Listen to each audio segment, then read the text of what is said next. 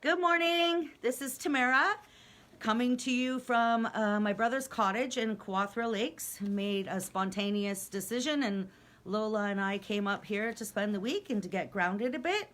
But as promised, I am trying to deliver my Safety Tuesday tips for you.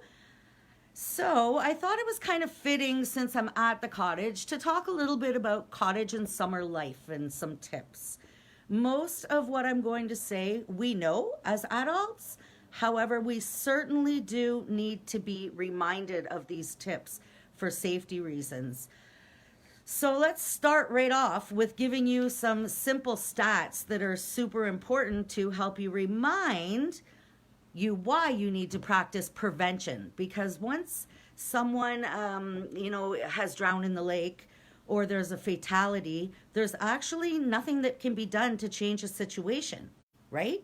So if they die, they die. They drown, they drown. So the best way to prevent it is to use certain measures to make sure it doesn't happen to you and your family, and you can all have safe times at the cottage, when you're boating, or simply out at the beach, camping. We're all getting things moving forward because the weather is getting nicer. And we know our kids love to swim and be around the water. And so do most of us as adults. So just to let you know, in Canada, 72% of the fatalities that happened around water actually happened in lakes, ponds, rivers, and streams. 36% of those fatalities happen in lakes and ponds.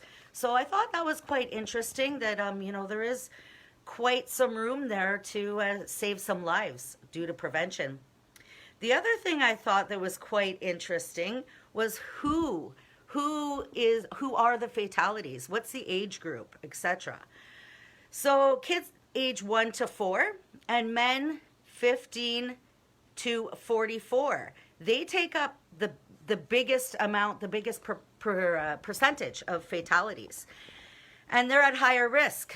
Why that is, I have a couple of ideas myself, opinions. Children, well, they're innocent, they're brave, they're not as educated on water safety, so I can see that happening. Men 15 to, 45? Men 15 to 44, sorry. Well, I can see that as well. Men have a little bit of a daredevil in them, and they may think that they can swim across that lake, or they want to impress their buddy or their family member. So I can see that happening as well. So I think the thing is right now is it tends to be, from stats, not from me, that women seem to be more cautious around water. We kind of are that way in general. We're a little bit more nervous. Some of us are extreme daredevils. However, we're not the same when it comes to the male population. So my advice is for all the moms, watch your husbands, boyfriends, and your kids when you're around the water, because they are the ones that are at the most risk. So a few tips that you can use when you're out at your cottage. First and foremost is always supervise your children when they're around water. And apparently your boyfriend and husbands too. So a great way is to provide them with life jackets and flotation devices that are approved and that are properly fitted for your child. That's a whole course in itself when it comes to personal flotation devices and life jackets. You need to make sure that you speak to the person you're buying it from at the store, that it is approved by one of the 3 providers in Canada, and that it's for the right weight for your child. So that's one part of the life jacket. But if the life jacket isn't secured properly and isn't put on the way that the instructions tell you to, it's not going to do you any good. So make sure that you're fastening those life jackets properly.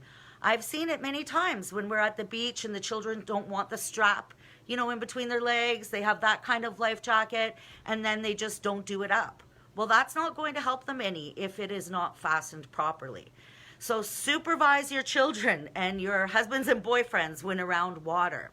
Make sure there are proper flotation devices.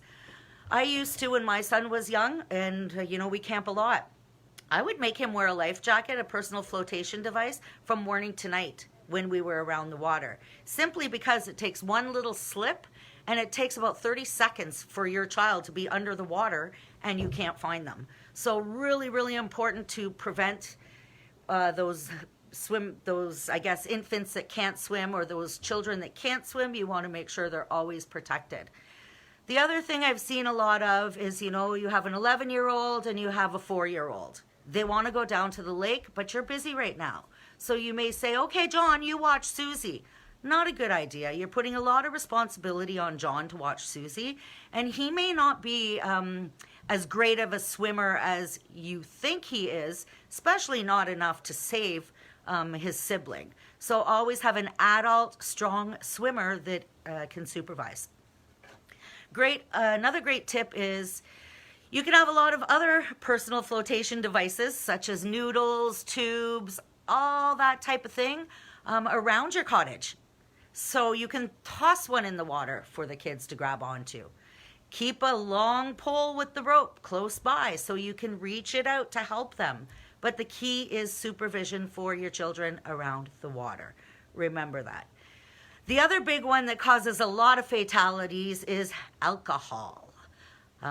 Maybe that's part of the key why men that are 15 to 44 are the highest fatality rate around water.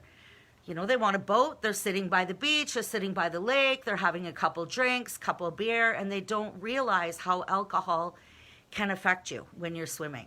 So alcohol and water activities do not mix, and that causes the largest percentage of water fatalities. And I'm not even talking about boating incidents, I'm talking about swimming. So keep that in mind. The other thing is know the water that you're swimming in. There's currents out there. Cold water is not a good idea to swim in.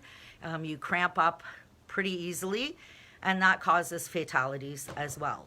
So know the water, know how deep it is, know where there's dips in the water, know where the current is.